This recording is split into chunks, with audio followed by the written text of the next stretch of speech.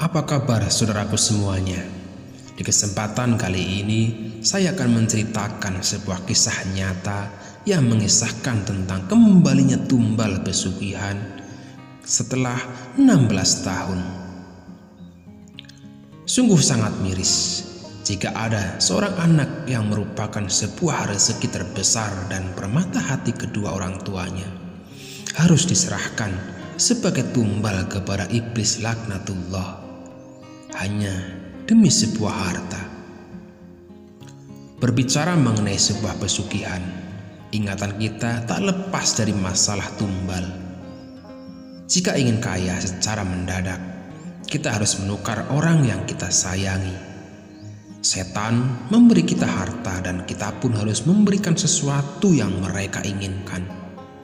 Inilah yang kemudian disebut sebagai pesugihan. Bahkan tak menutup kemungkinan nyawa si pelaku pesugihan dan semua keluarganya ikut jadi tumbalnya. Sungguh begitu mengerikan. Namun masih banyak orang yang nekat melakukan kesesatan sebagai pelaku pesugihan. Ada kisah nyata dan pengalaman yang luar biasa yang dialami oleh seorang lelaki dari daerah Purbalingga, Jawa Tengah yang kini telah berusia 45 tahun. Sebut saja namanya Ilham. Menurut pengakuan dari kisahnya, selama 16 tahun dia hidup menderita di alam siluman kera karena ia menjadi tumbal pesugihan oleh kedua orang tuanya demi meraih kekayaan. Setelah 16 tahun, berkat pertolongan yang maha kuasa, ia bisa pulang dan berkumpul lagi bersama keluarganya. Karena itulah aib kedua orang tuanya terbongkar. Tentu saja kepulangannya ke desa menjadi pembicaraan satu kecamatan. Bahkan hingga saat ini pun masih banyak orang yang takut bila harus berteman dengannya, dengan alasan dia pernah meninggal atau banyak yang mengatakan bahwa ia adalah mayat hidup. Bahkan ibunya sendiri pun masih ragu bahwa ia adalah anak kandungnya. Saat dia pulang, ayahnya telah meninggal dan ibu kandungnya sangat shock menerima akan kedatangan Ilham yang menurutnya telah meninggal dunia. Menurut penuturan Ilham, kisahnya yang sangat tragis dimulai ketika ia menginjak remaja dan berusia 16 tahun. Seperti biasanya, setiap pagi ia mengembalakan 7 ekor kambingnya di tepi hutan yang berbatasan langsung dengan hutan Gunung Slamet. Sedangkan pekerjaan ayahnya hanyalah seorang buruh serabutan yang harus menafkahi ibu serta 4 adiknya termasuk dirinya. Hari itu, sekitar jam 3 sore, dengan semilir angin dan hawa dingin yang hampir saja memejamkan mata Ilham yang sedang duduk di bawah pohon yang cukup besar dan sambil mengawasi 7 kambingnya dari jauh, Ilham tiba-tiba merasakan kantuk yang sangat kuat dan luar biasa. Seketika itu juga ia dikejutkan oleh seseorang yang tiba-tiba menyapanya dan telah berdiri tegak di sampingnya itu. Orang tersebut dalam bahasa Jawa mengenalkan dirinya dengan nama Pak Slamet. Seorang pria paruh baya ini membawa pesan agar Ilham bersedia ikut ke rumahnya atas perintah ayahnya sendiri.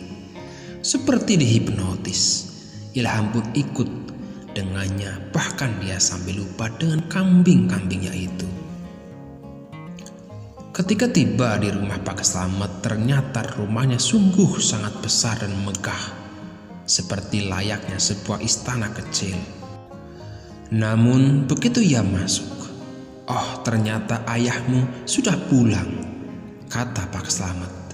"Kamu disuruh menunggu di sini sampai ayahmu menjemput," kata lelaki itu. Setelah beberapa saat, Ilham bingung. Dia mulai curiga dan bertanya pada orang-orang yang sedang bekerja di rumah itu, yang jumlahnya cukup banyak. Ya, sebuah rumah dengan ratusan bahkan ribuan pembantu adalah sesuatu yang begitu aneh. Namun, tetap tak ada jawaban satupun. Sebab orang-orang semuanya seperti bisu, dan tiap kali ditanya, mereka hanya menggelengkan kepala dan memandang dengan tatapan hampa. Bahkan, yang Ilham lihat, mereka hanya bekerja dan terus bekerja. Selama 3 hari, Ilham dibiarkan tak mengerjakan pekerjaan apapun seperti mereka.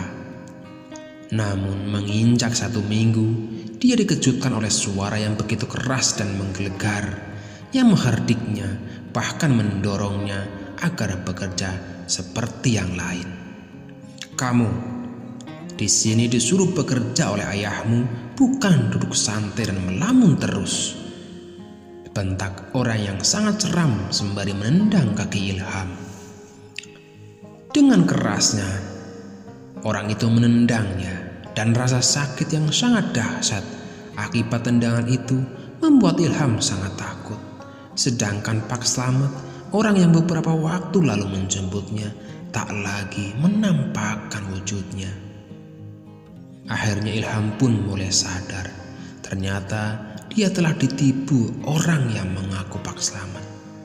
Ia merasa ketakutan yang luar biasa dengan menahan getirnya hati dan cucuran air mata. Ilham terpaksa bekerja keras di tempat megah itu, seolah tempat itu tak ada siang hari apalagi malam. Hari-hari yang sangat menyedihkan itu dia lewati dengan cucuran keringat dan air mata yang tiada henti. Semua bekerja termasuk Ilham. Mereka baru berhenti tatkala tiba saatnya makan. Mereka hanya makan 2 kali sehari.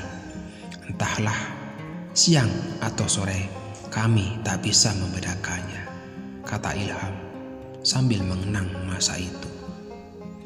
Dan waktu ketika Ilham ditanya apa saja yang dikerjakan di tempat itu, Ilham menjawab, "Kerja apa saja, mulai dari membersihkan kotoran hewan, menebang pohon, membangun rumah, dan masih banyak lagi, termasuk membersihkan kandang kera. Banyak kera berkeliaran di tempat itu, dan mereka seakan-akan menjadi tuan bagi kami," kenangnya lagi. Kira-kira sekitar 1 bulan ia baru melihat jika di tempat lain ada pemandangan yang sangat memilukan. Banyak anak-anak kecil, baik laki-laki maupun perempuan, sambil menangis pilu, mereka bekerja membersihkan lantai. Bahkan anak-anak itu dibiarkan saling cakar-mencakar sampai berdarah-darah. Anak-anak itu mengerjakan pekerjaan yang tak seharusnya, di mana pekerjaan itu seharusnya dikerjakan oleh orang dewasa. Semoga Allah melaknat iblis terkutuk itu.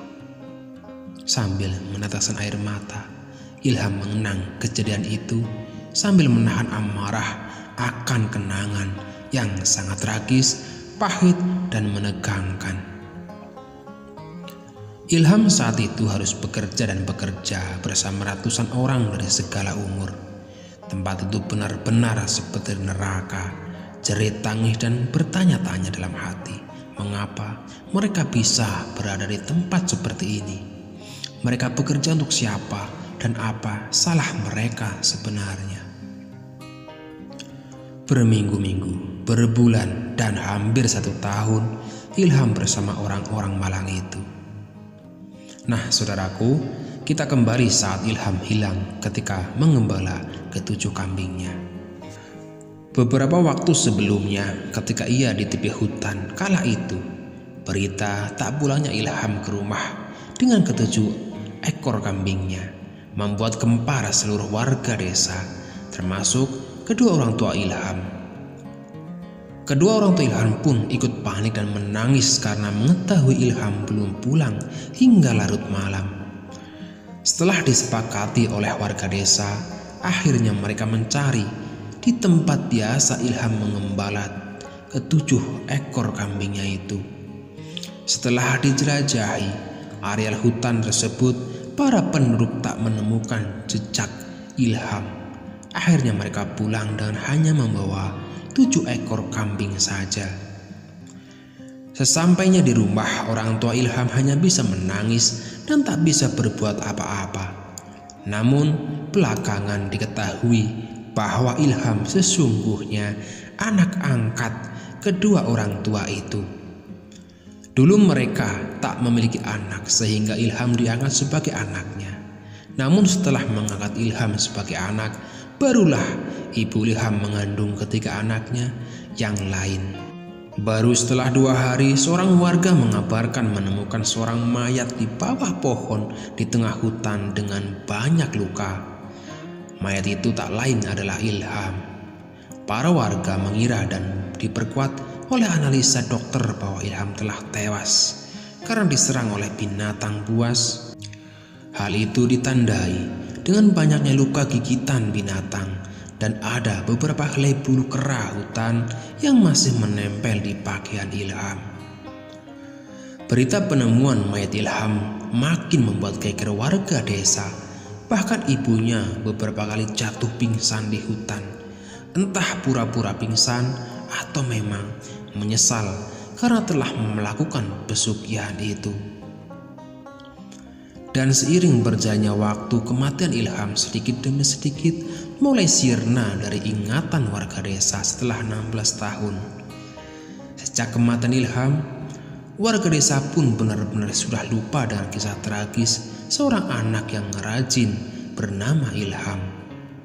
Namun tiba-tiba warga desa mulai gempar luar biasa karena tiba-tiba muncul seorang lelaki setengah baya yang mengaku bernama Ilham, anak yang dikabarkan sudah meninggal dunia 16 tahun yang lalu akibat diserang kawanan kera hutan.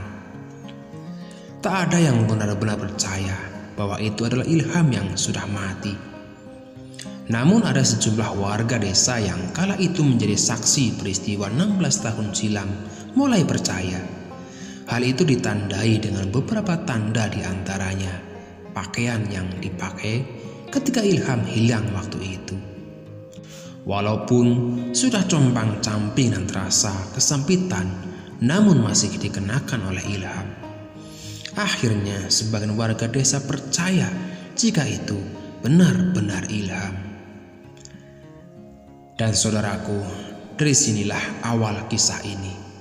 Saat Ilham masih berada di alam siluman kera yang menurutnya hanya 1 tahun, padahal yang sebenarnya sudah selama 16 tahun. Dan tiba-tiba ada kegaduhan di istana kera. Rumah megah dan besar di istana itu tiba-tiba bergetar hebat, seperti ada gempa. Orang-orang panik dan berlarian menyelamatkan diri, termasuk Ilham. Dalam pelariannya, Ilham mendengar sebuah lagu yang tidak asing. Setelah ia mendengarkan dengan seksama, ia baru ingat jika lagu merdu itu ternyata suara azan bertanda ajakan sholat. Dalam kepanikannya, ia berjalan mengikuti suara dan menirukan suara azan itu. Dengan berlinang air mata, tiba-tiba terdengar gemuruh seperti angin yang menerjang. Seketika itu Ilham jatuh dalam kegelapan. Di saat ia mulai sadar, ternyata ia sudah berada di tengah hutan, dan tak jauh dari tempatnya ia jatuh, ternyata ada sosok orang tua bersorban putih, yang ternyata orang inilah yang mengumandangkan azan. Setelah mereka bercerita banyak, akhirnya Ilham diantar ke tepi hutan dan disuruh pulang. Lantas, siapakah sebenarnya orang tua ini? Dan ternyata orang tua tersebut adalah seorang kiai yang dimintai tolong oleh seorang warga yang anak perempuannya hilang secara misterius. Dengan kelebihan yang dimiliki serta rumah yang dimiliki kiai itu, ia memastikan jika bocah perempuan itu hilang di area hutan ini. Di tempat munculnya Ilham, di pinggiran hutan inilah sang kiai mengumandangkan azan. Namun tanpa diduga, ia justru menemukan Ilham, padahal tujuan utamanya mencari bocah perempuan itu. Ini adalah sebuah anugerah dan mukjizat Allah bagi umatnya yang bertakwa. Dan Kiai ini adalah salah satu hambanya. Dan selang beberapa waktu, Kiai itu pun akhirnya menemukan bocah perempuan tersebut. Setelah mendengar kisah yang miris ini dan menyayat hati ini, kita bisa renungkan betapa berharganya sebuah nyawa dan betapa besarnya kuasa Allah Subhanahu wa Ta'ala. Ilham adalah bukti nyata bahwa sebesar apapun tipu daya manusia dan iblis, keadilan ilahilah yang akan menang. Semoga kisah ini menjadi pelajaran untuk kita semua untuk selalu menjaga iman dan menjauhi segala bentuk kesyirikan. Terima kasih telah menyaksikan, dan jangan pernah tukar iman kita dengan harta dunia. Semoga bermanfaat.